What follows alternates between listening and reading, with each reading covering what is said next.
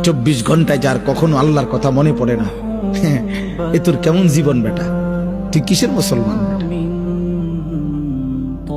24 ঘন্টায় যার একটা সেজদা দিবার কথা মনেই আসে না, মনেও পড়ে না, এটা মানুষ না জানোয়ার? জিজ্ঞেস করা দরকার, বুঝলেন? এটা মানুষ না জানোয়ার? জিজ্ঞেস করা দরকার। 365 দিনে যার একবারও মনেও পড়ে না যে আমি তো মুসলমান, আমার উপরে ফজরের নামাজ ফরজ, এক বছরে, এটা কিসের মানুষ? এটা কিসের মুসলমান? কিসের মুসলমান?